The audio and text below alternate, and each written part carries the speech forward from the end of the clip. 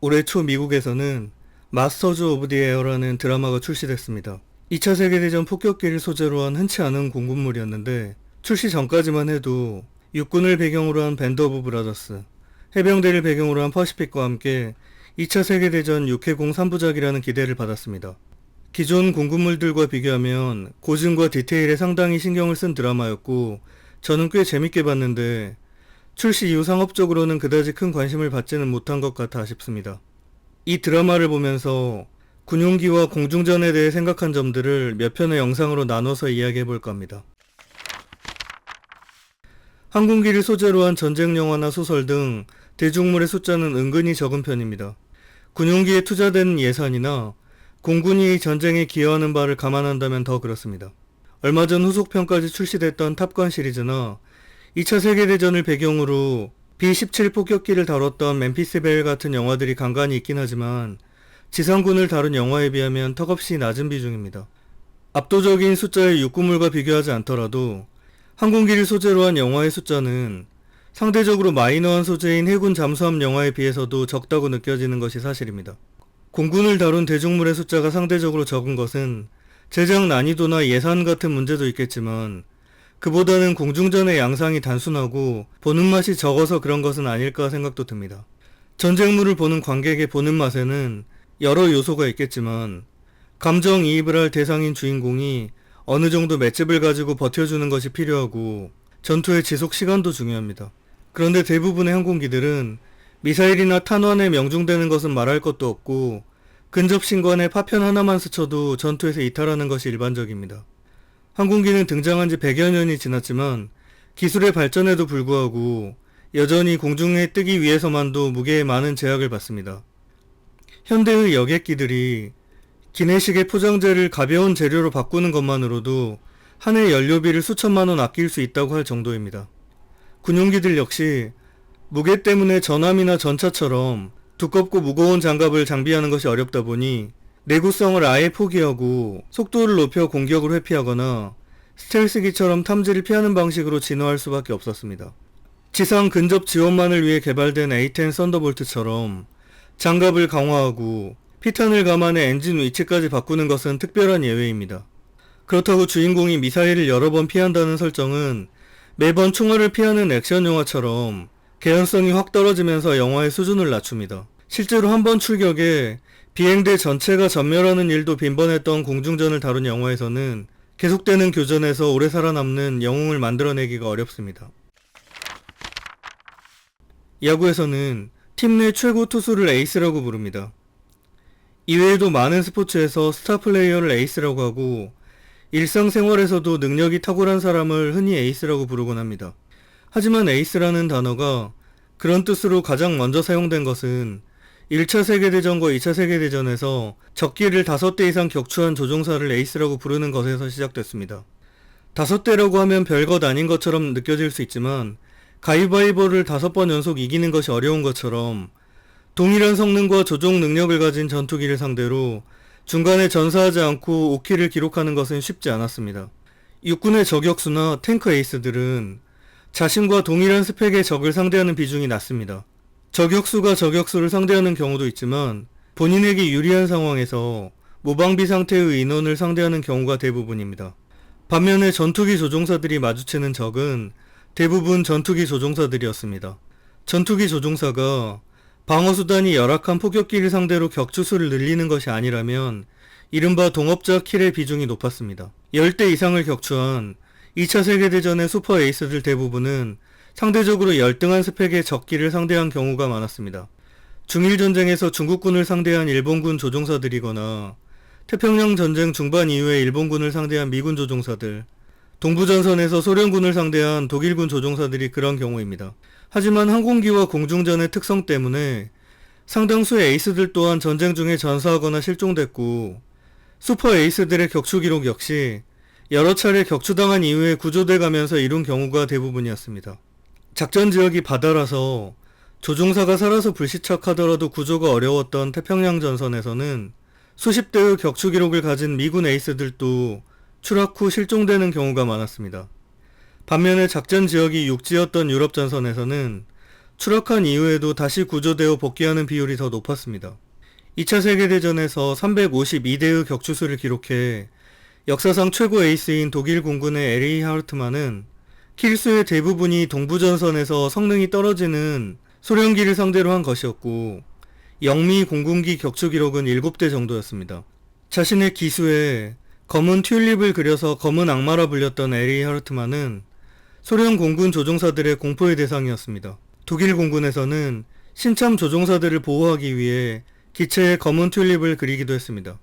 이런 에리히 하르트만 역시 4년의 전쟁 기간 동안 14번이나 추락을 경험하고 복귀하는 것을 반복했는데 14번의 추락이 모두 격추시킨 적기의 파편에 맞거나 기체 결함으로 인한 추락이었고 적에게 격추된 적은 없다고 알려져 있습니다. 에리히 하르트만은 전후까지도 살아남아 서독 공군 조종사로 활동했는데 자신이 추락한 적은 있어도 자신의 윙맨을 단 한 번도 추락시키지 않은 것에 자부심을 가졌습니다. 또 태평양 전쟁에서 미군기들이 일본기들을 격추시키는 카메라 영상을 보면서 저렇게 약한 적을 상대했더라면 이라는 느낌의 감상을 남기기도 했습니다. 리니지나 울티마 같은 롤플레잉 게임들을 하다보면 캐릭터를 생성할 때 클래스별로 능력치가 고정된 경우도 있지만 능력치를 별도로 조정해서 시작할 수 있는 경우가 있습니다. 고에이사의 삼국지 게임들에서 신무장의 능력치를 만드는 것도 비슷합니다. 정해진 능력치 숫자 한도 내에서 자신이 원하는 능력을 더 높이거나 낮춰서 캐릭터의 특성을 정하는 방식입니다. 밸런스를 위해 전체 능력치 합계는 정해져 있는 경우가 많기 때문에 민첩성을 키우면 힘이 줄어들고 체력을 늘리면 지력을 줄여야 하는 식입니다. 뭔가 하나를 얻으면 하나를 포기해야 하는 것이 세상의 많은 분야에 적용될 수 있는 원리겠지만 2차 세계대전 무렵의 전투기 설계에 이런 방식이 대표적으로 적용됐습니다. 지금보다 기술적 한계가 분명했던 당시의 전투기들은 엔진 성능의 한도 내에서 기동성과 방어력의 스탯을 각각 나눠서 분배할 수밖에 없었습니다. 연비와 기동성을 높이기 위해 기체의 무게를 줄이다 보면 기체 대부분을 알루미늄 합금 등 경량 소재로 만들어야 했고 목재를 사용하는 경우도 많았습니다. 하지만 듀랄루민이나 목재는 방탄 성능이 부족하기 때문에 생존성을 높이기 위해 강철 비중을 늘리다 보면 반대로 기동성을 희생시켜야 했습니다. 가시거리 밖에서 미사일을 발사하는 것이 일반화된 지금은 군용 기체들의 방어력이라는 것이 무의미해진 감이 있습니다. 하지만 가시거리 내에서 기관포로 교전을 하던 당시에는 강철판을 덧대서 생존성을 높이는 것이 가능했습니다. 하지만 강철판을 덧댄 방어 부위가 늘어날수록 무게가 증가하기 때문에 주요 부위를 일부만 선택할 수밖에 없었는데 이 과정에서 등장한 것이 생존자의 편향이라는 개념입니다. 미군은 전투에서 복귀한 기체들에서 탄흔을 파악해서 그 수가 가장 많은 부위에 선택적으로 강철판을 덧댄다는 계획을 세웠습니다. 하지만 한 수학자는 병원 회복실에 가면 머리와 가슴에 총알구멍이 난 사람보다 다리에 구멍이 난 사람이 더 많다는 비유로 이 계획을 반대했습니다. 탄흔이 많은 부위들은 많은 피탄에도 불구하고 복귀할 수 있는 만큼 우선순위가 낮다. 정작 치명적인 부위에 피격된 기체들은 복귀조차 힘들었을 것이므로 피탄 부위가 적은 부위들을 우선적으로 신경을 써야 한다는 논리였습니다. 실제 이런 수준의 논쟁이 있었는지는 확실치 않지만 선택과 집중을 해야 되는 과정에서 있었을 법한 논의이긴 합니다. 어찌되었건 우선적으로 방어력을 강화했던 부위는 전체 구조를 지탱해야 하는 기골이나 엔진 주요 부위라든지 조종사가 위치한 조종석 주변, 연료 탱크들이 주로 위치한 날개 등이었습니다. 전투기들이 기관포로 교전하던 2차 세계대전까지는 항공기를 공격할 때 한 발씩 조준 사격을 한다기보다는 적기 근처에 총탄을 뿌려서 그 중에 일부가 화망에 들어오기를 기대했습니다. 따라서 빠른 속도로 움직이는 적 항공기를 효율적으로 공격하기 위해서 여러 정의 기관총 또는 포를 탑재하곤 했습니다. 하지만 항공기 엔진이 지금처럼 발전하기 전이었고 대부분 한 개의 엔진을 장착했던 전투기들은 출력이 빠듯했기 때문에 주무장인 기관포와 탄약조차도 충분히 실을 만한 여유가 없었습니다. 연합국에서 가장 많이 사용됐던 59경 기관총을 내정 설치할 경우 150kg에 가까운 무게가 필요했습니다. 20mm 기관포탄을 예로 들면 탄 한 발에 500g에 가까운 무게였기 때문에 400발만 탑재하더라도 200kg에 달했습니다. 당시 전투기의 전체 무게가 2톤 내외였던 점을 감안하면 총과 탄을 합쳐서만 10%가 넘는 상당한 무게였고, 따라서 항공기 동체 설계뿐 아니라 공중전을 위한 무기 또한 명중률과 위력 사이에서 중간 지점을 타협해야 했습니다. 기관포의 구경을 줄이고 발사 속도를 높인다면 명중탄 수는 증가하겠지만 명중시 위력은 감소했습니다. 반대로 구경을 늘려서 파괴력을 증가시킬 경우에는 피탄 시 위력은 높겠지만 명중탄 수가 감소할 수밖에 없었습니다. 각국의 많은 전투기들이 시행착오 끝에 10에서 30mm 사이의 구경을 선택했고, 미사일 시대가 된 지금까지도 보조무장으로 장착되는 기관포는 그와 유사한 구경들이 사용되고 있습니다. 엔진 성능의 한계 때문에 장탄수의 제한을 받았던 당시의 전투기 조종사들은 전투를 지속하기 위해서 매우 신중하게 발사할 필요가 있었습니다. 연합국에 비해 낮은 엔진 성능 때문에 장탄수가 적었던 일본 전투기들은 5초 이상 발사할 탄약을 실을 수 없었고, 상대적으로 장탄수의 여유가 있었던 연합국 전투기들도 20초 이상 발사하기는 어려웠습니다. 따라서 당시 공중전을 다룬 비행 시뮬레이션 게임들에서도 사실 모드가 아닌 장탄수를 늘리거나 무한으로 변경하는 옵션을 설정할 경우 난이도가 큰 폭으로 하락합니다. 하지만 각국의 엔진 성능을 급격히 개발하면서 단발 엔진의 출력도 어느 정도 기체와 무장의 무게를 감당할 수 있을 만한 1000마력에 근접하게 됩니다. 이때부터는 전투기들에 8문 이상의 기관포가 탑재되기도 하고, 전투기로서의 공중전 성능을 다소 포기한다면 단발기에도 250에서 500kg 정도 되는 폭탄이나 어뢰를 장착할 여유가 생기면서 제한적인 용도로 폭격이 가능한 급강화 폭격기나 뇌격기들이 사용되기 시작합니다.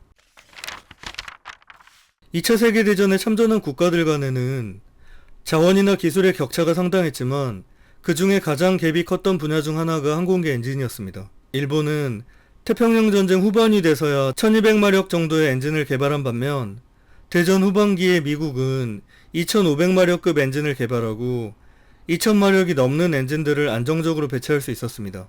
엔진 출력이 전부는 아니지만 이런 마력 차이에서 전투의 승패를 결정지을 정도의 비행 속도 차이와 함께 항공기의 생존성을 보장하는 장갑을 덧댈 여유가 나왔습니다.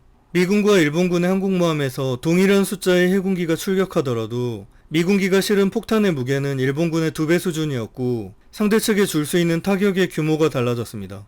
일본의 단발 전투기들은 250kg의 폭탄만 실더라도 정상적인 운항이 불가능할 정도였지만, 대전 후반의 미군 전투기들은 1톤에 가까운 폭탄을 탑재하기도 합니다. 일본기들은 미군 전투기들의 요격과 대공포의 근접 신관을 뚫고 폭격 목표에 도달하기도 어려웠고, 투하한 폭탄의 명중률이 낮았던 것은 모두 제쳐두더라도 250kg의 폭발력으로는 미군 함정에 치명적인 타격을 주기도 어려웠습니다. 대전 후반 일본이 카미카제를 운용한 데는 여러 원인이 있었고 결과적으로 효과적이지도 않았지만 이런 한계에 대한 자각도 있었으리라는 생각도 듭니다. 일본 입장에서는 수십 개의 항공기를 동원하더라도 한 발에 250kg짜리 명중탄도 못 내고 전멸하는 일이 거듭되는 상황에서 사람의 힘으로 유도되는 2톤 무게의 항공기 플러스 유류 플러스 폭탄이 더 효과적이라고 생각했을 법도 합니다. 항공기용 엔진 기술은 예나 지금이나 자력으로 생산할 수 있는 국가가 몇 안 될 만큼 고급 기술입니다.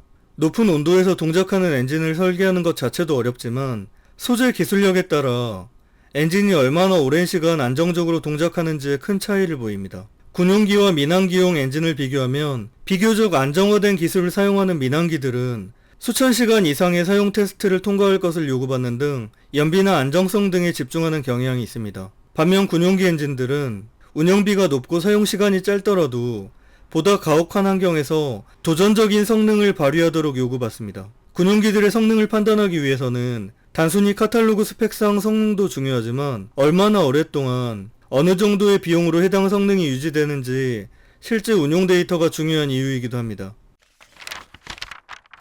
2차 세계대전 중반에 개발된 B-29 폭격기는 세계에서 가장 큰 폭격기였고 개발과 생산에 원자탄 개발 프로젝트보다 더 많은 액수의 예산이 사용됐습니다.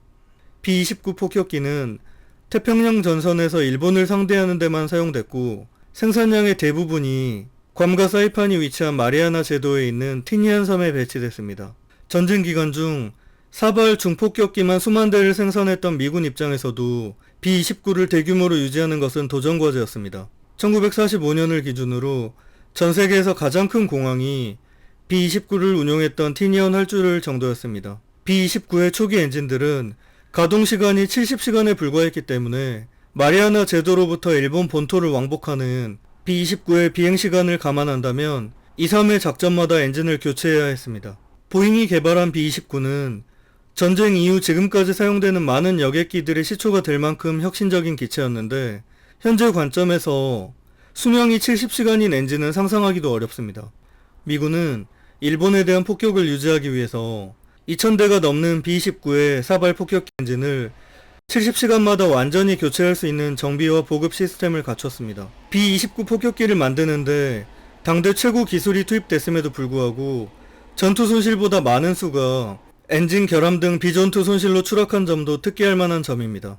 다른 관점에서 보면 미국은 B-29를 개발하는 과정에서 전쟁이라는 특수 상황을 이용해서 평시라면 도전하기 어려웠을 많은 시도들을 했으리라는 추측도 가능합니다. 하지만 이제서야 항공기 엔진을 개발하고 있는 후발주자인 우리나라의 입장에서는 중간에 초도 시험기 한 대만 문제가 생기거나 추락하더라도 엄청난 부담을 안을 수밖에 없습니다. 많은 회피로와 핑계거리가 있었던 과거 개발 국가들과 달리 안전과 완결성이 훨씬 강조되는 방식을 취할 수밖에 없기 때문에 편안한 시도들도 어렵고 개발 속도면에서 큰 불리함이 있습니다.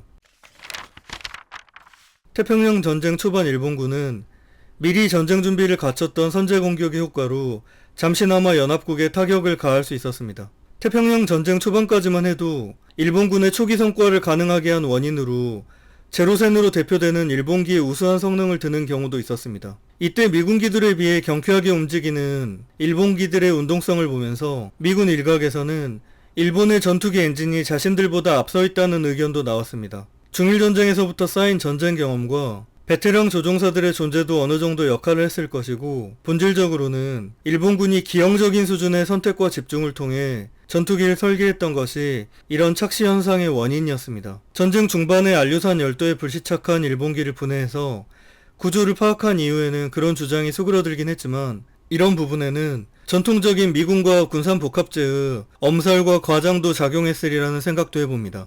1990년대 미소 냉전이 끝난 후에 그 전까지 서방에 알려진 것과 달리 구소련의 군사력이나 전쟁 준비 상태가 처참했던 것이 밝혀진 적이 있습니다. 냉전 기간 동안 구소련의 군사력이나 위협을 과장하는 과정에서 산업 규모를 유지하고 큰 이익을 얻었던 군산 복합체들은 매번 적을 만들고 위협을 과장한다는 의심의 대상이 되어왔습니다. 이런 관점에서 2차 세계대전 중에 미군 군수업체들 역시 실제로는 대단치 않았던 일본기들의 위협을 알면서도 과장하지 않았나 하는 의심도 듭니다. 요즘은 많은 연구와 분석을 통해 태평양 전쟁 중 일본기 성능에 대한 환상이 대부분 사라졌지만 2차 세계대전 중은 물론 1980, 90년대까지만 해도 이런 제로센 신화가 꽤 남아있었습니다. 일본 구구 세력 중 일부가 아직까지도 전함 야마토나 제로센에 대한 숭배를 계속하는 경우도 있지만 일본 내에서도 전쟁을 수행할 역량이 부족한 상태로 무모하게 미국과의 전쟁으로 돌입했었다는 평가가 지배적입니다. 당시 일본은 전함이나 어뢰 등 연합국의 앞선 분야도 일부 있었으나 정밀기계 전반에서 뒤처져 있었고 특히 항공기용 엔진 분야에서의 기술 격차는 상당했습니다. 안정성이나 기술 자립도는 둘째치고 동급 기종의 엔진 출력만 놓고 보더라도 20% 이상 뒤처져 있었습니다. 거기다 2차 세계대전이 시작되기 전까지 일본은 정밀기계뿐 아니라 이런 기계를 만드는 데 사용되는 특수금속 대부분조차 미국으로부터의 수입에 의존하고 있었습니다. 전쟁 시작과 함께 금수 조치가 단행되자 그렇지 않아도 기술적으로 열의에 있었던 일본산 항공기 엔진은 큰 타격을 받을 수밖에 없었고 전쟁이 끝날 때까지도 연합국과의 기술력과 생산 격차를 줄이지 못합니다. 태평양 전선은 유럽 전선에 비해 작전 지역이 넓고 중간 기착지 역할을 할 만한 섬과 섬 사이 활주로 간의 거리도 멀었습니다. 따라서 일본군은 전쟁 준비 과정에서 군수업체들의 군용기를 발주할 때 압도적으로 긴 항속거리와 연비를 최우선적으로 요구했습니다. 엔진 출력이 낮은 일본기들이 긴 항속거리를 확보하기 위해서는 기체의 무게를 극단적으로 줄일 수밖에 없었고 그 과정에서 기체의 방어력은 연합국에서는 상상할 수 없는 수준으로 희생됩니다. 태평양 전쟁 발발 당시 미일 양측의 대표 기종인 와일드캣과 제로의 중량을 비교하면 2.2톤 대 1.6톤 정도로 자동차로 비유하자면 2.2톤인 제네시스 G90과 1.6톤인 소나타 정도의 차이를 보였습니다. 이만큼의 무게 차이는 기체의 방어력 차이로 이어졌고 시간이 갈수록 양측 조종사들의 생존성 격차가 벌어집니다. 2차 세계대전 중 일본기들은 조종석, 엔진, 연료탱크 등 주요 부위조차도 방어시설을 설치하지 못했고 총탄이 스치기만 해도 불이 붙는다고 해서 라이터라고 불리기도 했습니다. 앞에서 말한 독일 공군의 에이스 에리 하르트만이 일본기들을 상대로 킬수를 쌓은 미군 조종사들의 격추 기록을 폄하했던 것도 이런 이유입니다. 방어력을 희생해서 얻은 항속거리 격차는 1500km 대 2500km 정도로 압도적이긴 했지만 이 역시 기대한 만큼 큰 효과를 얻지는 못한 것으로 보입니다. 일단 일본 전투기들의 항속거리는 길었지만 호위 대상인 폭격기들의 속도와 항속거리가 비슷한 수준으로 뒷받침되진 않았기 때문에 실제 전투에서 둘을 효과적으로 매칭하기 어려웠습니다. 또 당시 프롭기로 2500km를 운행하는 조종사들은 왕복 10시간 가까이 비포장도로로 경운기를 운전하는 수준의 소음과 진동을 견뎌야만 했습니다. 남태평양 과달카날의 일본군 조종사들은 너다섯 시간을 조종해서 작전 지역에 도착하고 공중전을 치룬 이후에 다시 그 거리를 돌아와야 했습니다. 이런 긴 비행 과정에서의 피로는 전투 과정에서의 집중력을 상실시켰을 뿐 아니라 비전투 손실도 높여서 비행 중에 졸음으로 추락하는 비행사들의 수도 상당했습니다. 출격에서 살아남는다 해도 거의 매일 출격 일정이 잡혀 있었기 때문에 죽거나 부상당할 때까지 무한정 반복되는 출격 일정은 일본군 조종사들의 사기를 낮췄습니다. 기지 근처에서 전투가 벌어졌기 때문에 추락한 미군 조종사들 대부분이 구조되는 반면에 일본 조종사들은 오며 가며 태평양 중간에 불시착할 경우 구조되기 어려워서 대부분이 실종되거나 사망 처리되면서 전력에서 이탈하기도 합니다. 일본군 전투기들은 해가 뜨자마자 출격해야만 8시간에서 10시간에 이르는 작전을 마치고 해가 지기 전에 착륙할 수 있었기 때문에 매번 동일한 시각에 작전이 이루어졌습니다. 그러다 보니 상대방인 미군 전투기들은 자신들의 활주로 근처에서 매일 비슷한 시간에 편안하게 일본기들의 요격을 대비할 수 있었습니다. 조종 실력이 미숙한 미군 조종사들은 적기로부터 공격당하더라도 기체 생존성을 바탕으로 살아남아서 경험치가 쌓인 베테랑으로 성장했습니다. 또 에이스가 된 미군 베테랑 조종사들에게는 전투를 계속하는 것과 본토로 돌아가 비행 교관이 되는 것 사이에서 선택권이 주어졌습니다. 이런 제도로 인해 조종사들의 사기를 높이고 교육생들에게 베테랑의 노하우가 전수되면서 조종사의 수준을 유지할 수 있었습니다. 이와 반대로 일본기들은 기체 방어력이 낮아서 작전 중 손실률이 더 높았기 때문에 중일 전쟁에서부터 양성돼서 전쟁 초반을 이끌었던 베테랑 조종사들이 빠른 속도로 소진됐고 교관들을 후방으로 돌릴 여유도 없었습니다. 밀리터리 매니아층 일각에서는 2차 세계대전 당시에 연합국에 비해 열등했던 일본군의 무기들을 두고 조롱하기도 합니다. 빈약한 장갑과 무장으로 유명했던 치하 전차나 제로센 같은 것들이 그 예입니다. 하지만 요즘은 지금으로부터 8, 90년 전에 이미 항공모함 전단을 만들어서 남태평양에까지 전력을 투사했던 일본의 경험이 부럽다는 생각이 듭니다. G2인 중국이 항공모함 전단을 전력화하기 위해 20년 넘게 노력을 기울이는 것만 봐도 일본과 우리 해군과의 경험 차이는 크게 느껴집니다. 또 전후 일본에서 준비가 부족했던 전쟁이라는 반성을 바탕으로 전쟁을 결정하기 전에 필요한 것들을 철저히 학습하는 것들도 본받을 필요가 있습니다. 이 부분에 대해서는 나중에 따로 영상으로 다루겠습니다.